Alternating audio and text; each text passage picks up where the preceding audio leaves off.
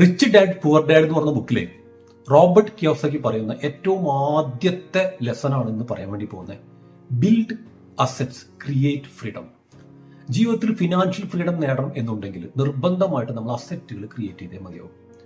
അതുകൊണ്ടാണ് ചില ആളുകൾ ഇപ്പോൾ ജോലിക്ക് പോകുന്ന സമയത്തൊക്കെ രണ്ടാളും ഒരേ സാലറി വാങ്ങിച്ച ആൾക്കാരായിരിക്കും. പക്ഷെ കുറേ വർഷങ്ങൾ കഴിയുമ്പോൾ ഒരാൾ അതിനകത്ത് റിച്ച് ആയിട്ട് മാറാനും ഒരാൾ ആ സെയിം ലെവലിൽ നിൽക്കാനുള്ള കാരണം ഇത് തന്നെയാണ്. ഞാൻ നിങ്ങളുടെ ഒരു എക്സാമ്പിൾ പറയാം.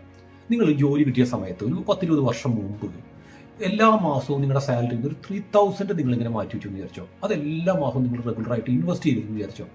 അതും കുറച്ച് കഴിഞ്ഞാൽ അല്ലെങ്കിൽ സാലറി കൂടിയ സമയത്ത് ഒരു 5,000 ഒക്കെ വരെ ഇൻവെസ്റ്റ് ചെയ്തെന്ന് വിചാരിച്ചോ. അത് ഒരു 20 വർഷം കഴിഞ്ഞിട്ട് അല്ലെങ്കിൽ ഇപ്പോൾ നിങ്ങൾ തിരിഞ്ഞു നോക്കുമ്പോൾ ജസ്റ്റ് ആ അക്കൗണ്ടിൽ അല്ലെങ്കിൽ ആ ഇൻവെസ്റ്റ്മെന്റിൽ എത്ര എമൗണ്ട് ആവും അറിയോ? മിനിമം ഒരു 50 ലക്ഷത്തിനും 75 ലക്ഷത്തിനും ഇടയിൽ എമൗണ്ട് ഉണ്ടാവില്ലേ? അതാണ് ഇൻവെസ്റ്റ്മെന്റിന്റെ പവർ എന്ന് പറയുന്നത്. അല്ലെങ്കിൽ പഴയ കാലത്ത് 2,000-3,000 രൂപയൊക്കെ ലാൻഡിന് വിലയുടെ റിസൾട്ട് എടുക്കുന്ന സമയം ഉണ്ടാവില്ലേ?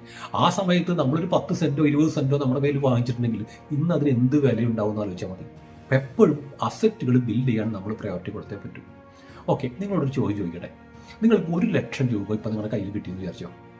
അത് നിങ്ങൾ പ്രതീക്ഷിക്കാണ്ട് കിട്ടിയിട്ടൊരു പൈസയാണ്. അപ്പോൾ നിങ്ങൾ എന്താണ് ചെയ്യാൻ വേണ്ടി പോണേ? അതൊന്ന് താഴത്ത് കമന്റിൽ ഒന്ന് അടിക്കുക. നമുക്ക് അടുത്ത ലെസണായിട്ട് അടുത്ത വീഡിയോ നാളെ കാണാം.